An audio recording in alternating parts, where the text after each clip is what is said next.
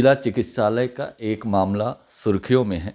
कल civil surgeon doctor S.B.. खरे और nursing officer Vedvati Dwivedi के बीच में जो टेलीफोनिक बात हुई थी उसका ऑडियो वायरल हो गया था और वो ऑडियो काफ़ी सुर्खियों में था।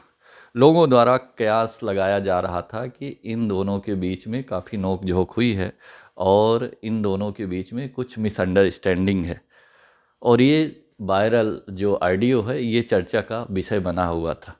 तो आइए आज हमारे बीच में हैं नर्सिंग ऑफिसर वेदवती द्विवेदी जी और उस ऑडियो जो वायरल हुआ है उस ऑडियो के संबंध में इनसे बात करने की कोशिश करते हैं और ये जानने की कोशिश करते हैं कि क्या परिस्थितियां थी उस समय, किस तरह की बात हुई कि ये आज ऑडियो वायरल हो गया और चर्चा का विषय बन गया। क्या है पूरा मामला? सर कुछ भी ऐसा नहीं है। परसों मेरे सीएस सर मुझे मौखिक रूप से आदेश दिए कि 15 नंबर के बगल में एक रूम है, उसको आप खाली कर दीजिए, प्रभारी मंत्री का दौरा है, कुछ सामान डायलिसिस का रखवाना है। मैंने सर से रिक्वेस्ट किया कि सर मेरा भी प्रभार है आई का और बहुत सारा मेरे पास सामान है, कोविड का भी सामान है, तो मैं कहाँ रखूँगी? तो बोले कि आप शेयरिंग में रख सकते हैं दोनों लोग मिल के। तो मैंने कहा कोई बात नहीं सर, मैं रख लूँगी, मुझे कोई दिक्कत नहीं है। और मैंने रूम को खाली भी किया आधा और अपना सामान किनारे किया, जो बड़े बड़े सामान थे उसको मैंने और जगह शिफ्ट किया। और चाबी 2 बजे मैं हमारे यहाँ के आरएमओ सर लक्ष्मण पटेल के द्वारा वहाँ के शैलेंद्र तिवारी जो डायलिसिस का काम देखते हैं और संगीता शर्मा के थ्रू मैं उनको भिजवा दिया। इसके बाद पुनः मैं तो निसोच हो गई कि मैंने तो चाबी दे दिया। 22 तारीख को मॉर्निंग में जब मैं ड्यूटी गई तो तकरीबन 9:30-10 बजे के करीब सर के द्वारा बोला गया कि आपने रूम खाली नहीं किया और आप ऊपर का भी ओपीडी नहीं खाली कराई। तो मैंने कहा कि सर वो तो मैंने कल ही खाली कर दिया था और चाबी भी मैंने दे दिया था। तो उन्होंने कहा कि नहीं आपने नहीं किया। तो क्या होता है कि इतना सारा वर्कलोड रहता है कि जब सामने वाला कहता है कि नहीं किया तो अपने को भी लगता है कि अपन ने सही कहा तो भी ऐसे क्यों बोला जा रहा है। थोड़ी सी मेरी आवाज़ तेज़ है, वैसे भी सबको पता है, तो थोड़ी तेज़ आवाज़ से मैंने सर से बात किया कि सर आप कैसे बोल रहे हैं। मैंने तो किया। बाकी सर हमारे बहुत अच्छे हैं, बहुत अच्छे इंसान हैं। मेरी मतलब 29 ईयर मेरी एज है, 26 ईयर की मेरी नौकरी हो गई और मैं 2003 से प्रभार में हूँ आई डिपार्टमेंट का। प्लस मैं Kayakalp quality assessor, internal assessor state level ट्रेंडिस्ट हूँ। मैं नर्सिंग जिला अध्यक्ष भी हूँ। तो ऐसी सारी चीज़ें सरों के सपोर्ट से ही बनी और मैंने किया। मतलब मेरे को कभी ना सर ने कुछ किया ना मैं, और ना ही पर्सनल सर से मेरी कोई देश है। हाँ, ऑडियो क्लिप की जहाँ बात आ रही है तो पता नहीं ऑटो मोड में क्या था, आजकल के मोबाइल का सिस्टम कैसे वो क्लिक कैसे हो गया एंड मिस हो गया, मुझे खुद नहीं पता। जब सर ने मुझसे पूछा कि तुमने किया तो मैं शॉक रह गई, मेरे पास कोई जवाब नहीं था बोलने के लिए। तो मेरे को जो भी मुझसे गलतियाँ हुई हैं उसके लिए क्षमा चाहती हूँ अपने अधिकारी से, और भविष्य में मैं कभी ना ऐसी गलती की हूँ फ्यूचर मतलब पास्ट में, और इन फ्यूचर में ना कभी करूँगी। आप फिर से 29 साल हो गए, आप पहले स्टाफ नर्स थी।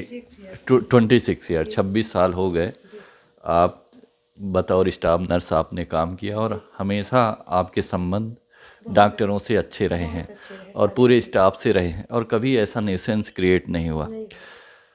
जैसे आपने डॉक्टर खरे को बताया कि मैंने खाली कर दिया, तो कोई ना कोई आपके बीच का स्टाफ है जो मिसगाइड किया हो और कुछ ऐसी बात की हो जिससे सर ये उसको वो नहीं प्रूव नहीं कर पा रहे थे।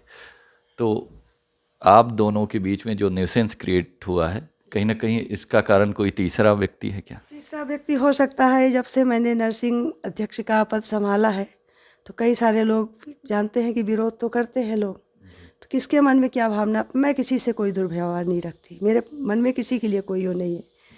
और किसने सर के मन में मेरे खिलाफ मतलब ऐसे क्या कहना चाहिए मिसअंडरस्टैंडिंग उत्पन्न की, तो वो चीज़ों के लिए मैं क्या बोलूँ, पर मेरा किसी से कोई पर्सनल इशू नहीं है।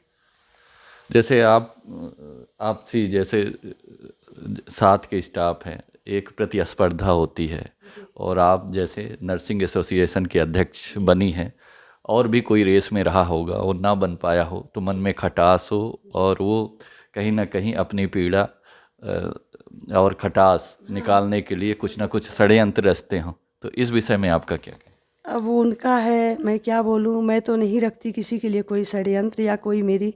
अब ये तो देखिए, रेस की बात है तो देखिए, जो इंसान कर सकता है कुछ तो वो करता है। मेरी हमेशा से थी कि मैं कुछ नया करने की सोचती थी। और जब हमारा ये प्रांताध्यक्ष का जुलाई के टाइम पे चल रहा था, उस वक्त वो 15 सालों से थी संगीता जी, पर मैंने कभी उनको हस्तक्षेप नहीं किया। पर जब लड़कियों ने देखा हमारे यहाँ की ये कुछ काम ऐसा नहीं कर पा रही हैं, और उन्होंने मुझे दबाव बनाया, 109 लड़कियों की वोटिंग उन्होंने किया, अब मुझे उन्हें अध्यक्ष पद के लिए मुझे चुना और मैं उस पद में काम की। तो मेरा रिजल्ट है वो आज नर्सिंग ऑफिसर का पद मिला है और सभी लोग खुश हैं पूरे प्रदेश में। तो हम भी अपना काम किए। अब इसके बाद लोगों के मन की भावनाओं को हम नहीं मिटा सकते, पर सर से पर्सनल मैं रिक्वेस्ट करती हूँ या प्रार्थना करती हूँ कि मुझसे जो भी गलतियाँ हुई हैं उसे वो माफ़ कर दें। मैं भविष्य में कभी ऐसी, और लोगों को मैसेज देना चाहती हूँ कि मेरा डॉक्टर एसबी खरे सर, सीएस सर से कोई भी झगड़ा नहीं है और न मुझे कोई उनके प्रति दुर्भावना है मेरे मन में। तो अभी नर्सिंग एसोसिएशन के अध्यक्ष या नर्सिंग ऑफिसर कहें, वेदवती जी ने ये इंश्योर किया है कि हमारे 26 साल के कैरियर में ऐसी बात कभी नहीं आई और ना ही कभी ऐसा निसेंस क्रिएट हुआ।